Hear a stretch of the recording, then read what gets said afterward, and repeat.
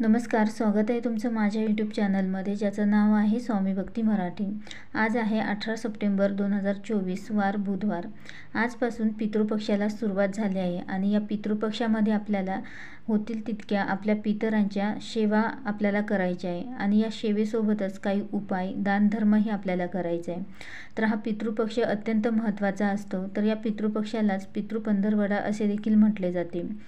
तर हे जे 15 दिवस असतात, तर या 15 दिवसामध्ये आपल्या पितरांसाठी आपल्याला होतील तितक्या सेवा आणि दानधर्म करायचे असते।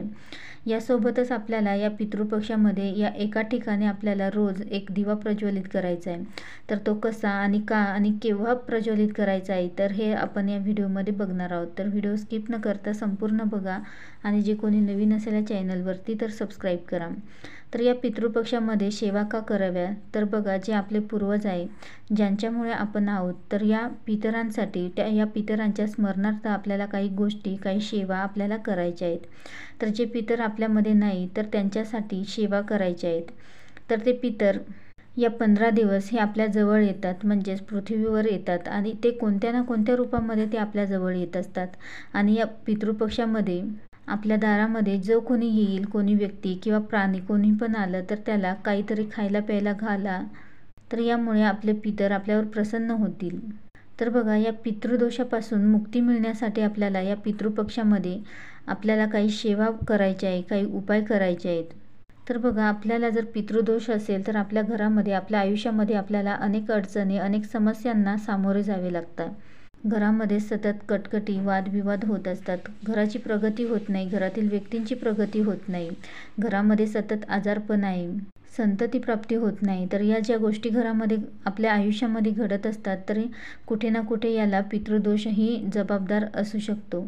आणि त्यामुळेच आपल्याला या पितृपक्षामध्ये आपल्या पितरांसाठी काही सेवा आणि काही उपाय आपल्याला करायचे आहेत। तर बघा, असे म्हटले जाते की देवांच्या सेवेआधीही आपल्याला आपल्या पितरांची सेवा करणं खूप महत्त्वाचं आहे। पितृदोष असेल तर घरामध्ये सुख, शांती, ऐश्वर्य असत नाही आणि पितृपक्षामध्ये आपल्या पितरांना प्रसन्न करून घेण्यासाठी त्यांच्या जास्तीत जास्त सेवा आपल्याला करायच्या आहेत। तर हा पितृपक्ष फक्त वर्षातून एकदाच येतो आणि त्यामुळेच या पितृपक्षामध्ये आपल्याला होतील तितक्या सेवा करायच्या आहे। यासोबतच पूर्ण वर्षभर आपल्याला त्यांच्या सेवा करणं शक्य नाही होत आणि त्यामुळेच या पितृपक्षात का होईना आपल्याला या 15 दिवस त्यांच्या आपल्याला होतील तितक्या जास्तीत जास्त सेवा करायच्या आहेत। तर बघा, आपण रोज आपल्या देवघरासमोर एक दिवा प्रज्वलित करत असतो। तर पूर्वजांचा आशीर्वाद प्राप्त करून घेण्यासाठी योग्य दिशेला आपल्याला एक दिवा लावायचा आहे। तर हा दिवा जमेल तर तुम्ही आजपासून रोज लावू शकता आणि नाही तर तुम्हाला जेव्हा जमेल तेव्हा तुम्ही हा दिवा प्रज्वलित करू शकता। तर हा दिवा संध्याकाळी 6 नंतर तुम्ही 6 ते 8 या वेळेमध्ये तुम्ही प्रज्वलित करू शकता। यासोबतच स्त्री पुरुष कोणीही हा दिवा प्रज्वलित करू शकता आणि यासाठी तुम्ही कणकेचाही दिवा वापरू शकता। तर कणकेमध्ये मीठ न टाकता आपल्याला कणिक मळायची आहे आणि त्याचा दिवा बनवायचा आहे, किंवा स्टीलचा जो तुमच्याकडे असेल तोही तुम्ही घेतला तरीही चालेल। आणि या दिव्यामध्ये आपल्याला मोहरीचं तेल टाकायचं आहे। मोहरीचं नसेल तर तुम्ही कोणतंही टाकू शकता आणि त्यामध्ये चिमूटभर मोहरी टाकली तरीही चालेल।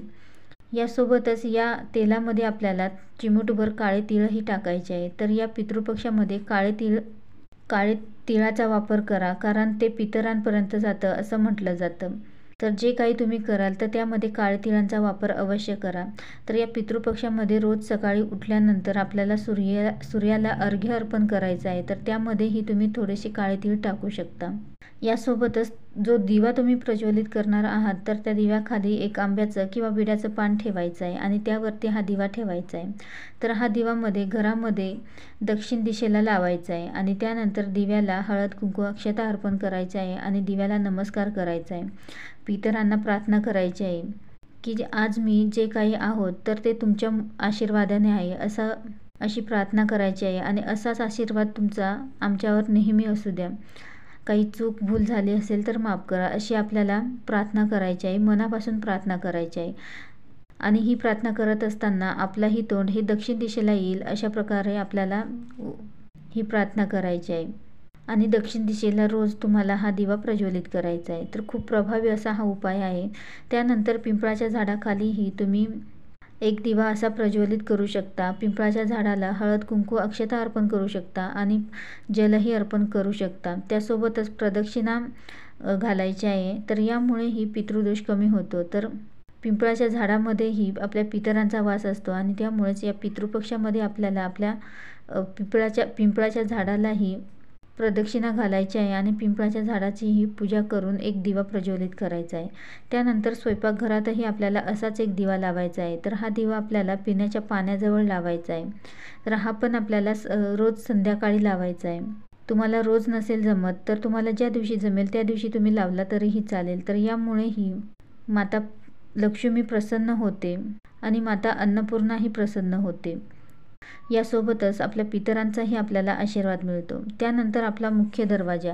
तर मुख्य दरवाज्यातूनच चांगले वाईट गोष्टी या घरामध्ये येत असतात आणि त्यामुळेच आपला मुख्य दरवाजा या पितृपक्षामध्ये रोज स्वच्छ ठेवायचा आहे. त्याला हळदीचं लेपन करायचं आहे आणि रोज पूजा करायची आहे आणि तिथेही आपल्याला असाच एक दिवा प्रज्वलित करायचा आहे. तर यामुळे माता लक्ष्मी ही आकर्षित होते आणि ज्या काही नकारात्मकता वाईट गोष्टी असतात तर त्या आपल्या घरामध्ये प्रवेश करत नाही. तर बघा, बाकी ठिकाणी नाही पण तुम्ही रोज घरामध्ये दक्षिण दिशेला एक दिवा अवश्य या पितृपक्षामध्ये आवर्जून प्रज्वलित करा.